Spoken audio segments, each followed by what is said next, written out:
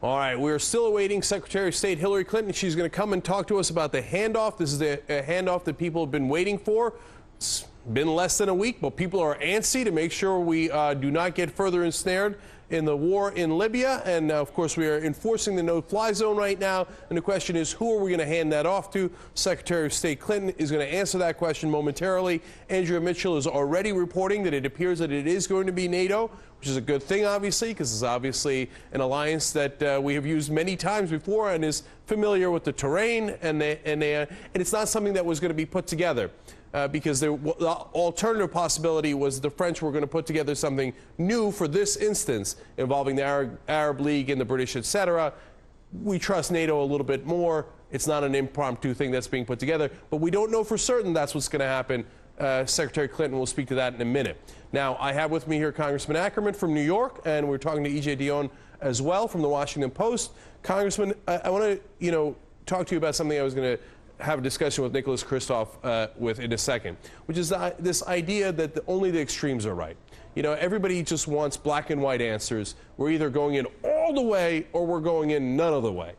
And my crazy idea is sometimes that's not the right answer. Sometimes the answer is in the middle here. And is this a good example of that, where the answer might be in the middle?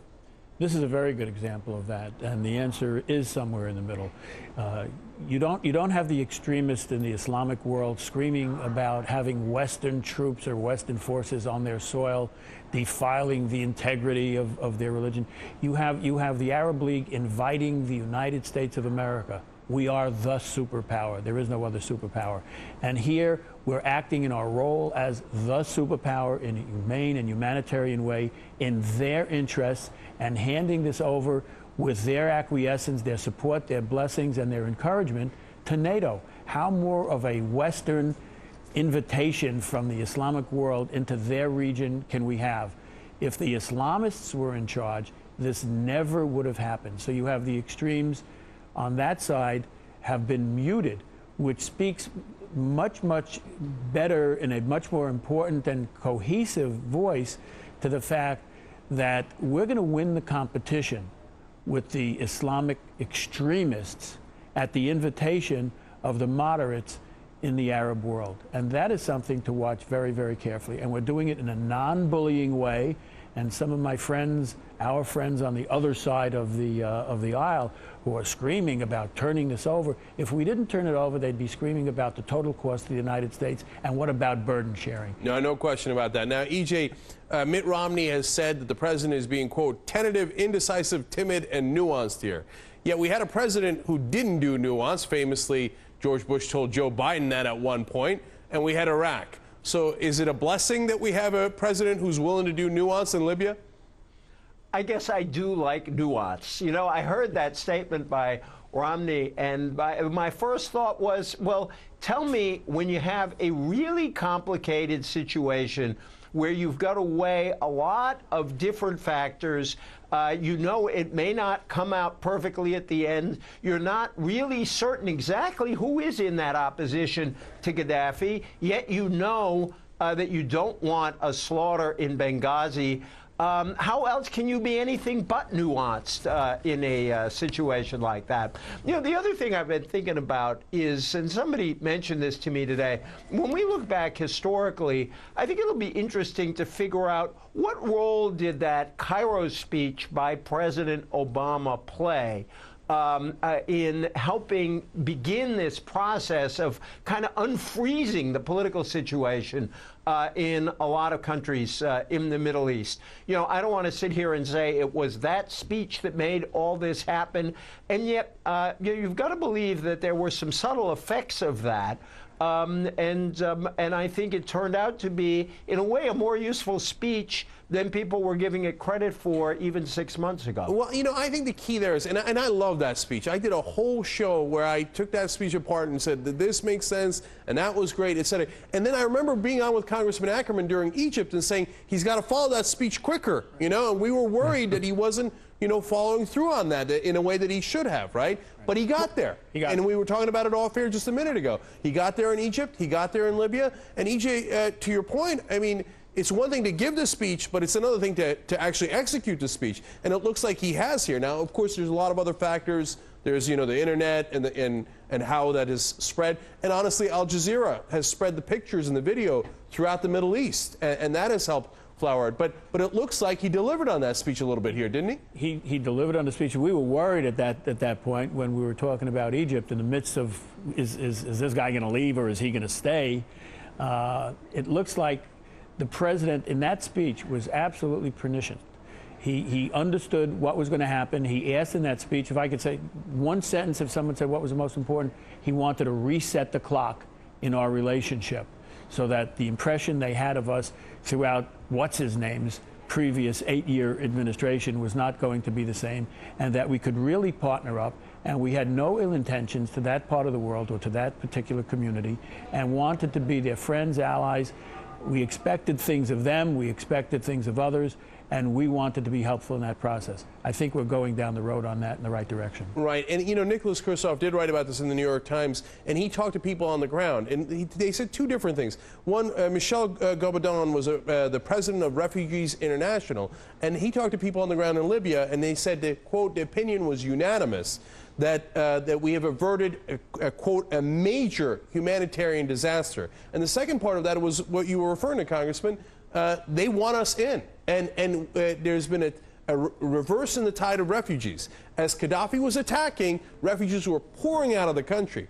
As the military strikes began from our allied forces, people poured back into the country saying, good, great, we want these strikes. So now, but there is one thing, Congressman, that people have a legitimate criticism about.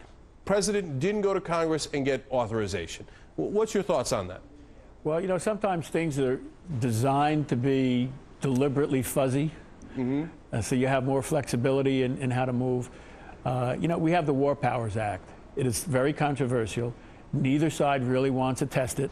The president claims he has the authority, and the act is in contravention of his constitutional responsibilities. And the Congress protects itself institutionally by insisting upon our prerogatives, which is to declare war, and the president has the authority and responsibility to conduct the war. So that's where we are in this. I would have preferred much more and a little bit of a longer consultation than the day and a half that the president gave to specifically designated congressional leaders, Democrats and Republicans, on the Thursday before this thing, started. He's not defining it as a war, so we didn't have to declare a war. The Republicans, this was fine with the Republicans, by the way, because that's the way it came down on Mount Sinai to Moses, in their view, as long as Bush was the president. Now they have flip-flopped, a word that you've used on the show several times. Right. Flip-flopped their position because the president has changed. A policy has to be a policy, and these guys can't stick to one. It depends on who the president is. So he can do nothing right. But certainly my view, which I believe is consistent, is that the president should have consulted more with Congress, given us more of a heads up, and listened to some additional voices, although I know he listened to many before embarking down the road. And a lot of progressive Democrats have been consistent on that, and you do have to give them credit for that. But EJ, are we ever going to declare another war in our entire history, or is that part of the Constitution just now, in effect, moot? I think the last time we did it was in 1942 against some of the Eastern European countries who were allied with Hitler. We did, however, have congressional resolutions. If you go back to the Gulf War, there was a real debate in Congress. It was actually, I think, one of the best debates we've seen on a foreign policy issue in a long time, before we went into Kuwait. And that was a serious congressional debate, and there was a vote. I think in this case, I agree with the congressman that the administration really did not seem to bring in Congress early enough. They've been saying today, well, yes, we did consult, but I don't see why they couldn't have done more to bring in the Congress. But in terms of declaring war, we didn't do it with Bosnia or Kosovo, which are sort of interventions that are very much akin to this one, I think. By the way, as you talk there, EJ, I was reminded of something that I've said earlier. It's, what we've got here, honestly, the closest thing we have to the Obama doctrine is the New World Order by George H.W. Bush. He got an alliance together to go into Kuwait. It was fairly quick, and it was fairly successful. It looks like Obama's following the same model. So it's interesting. I think Barack Obama's foreign policy is so much closer to George H.W. Bush's policy than his son's was. I think you saw that during the 2008 campaign. Brent Scowcroft, one of the first President Bush's closest friends, a real realist in foreign policy, was actually quite sympathetic to Obama. I have no idea how he voted, but I have a hunch he voted for Obama. And I think that is the tension in Obama, which is why people who wanted to have him move more quickly in Egypt were disappointed. There is a really strong realist streak akin to George H.W. Bush in Barack Obama. And then there is this other side, which is sort of democratic and humanitarian, and the U.S. should stand up for values in the world. And I think you see that fight inside Obama all the time. I think that's exactly right. Unfortunately, we've got to take the break right now. We're going to come right back. Hopefully, Secretary Clinton will speak at some point. All right, we'll be right back.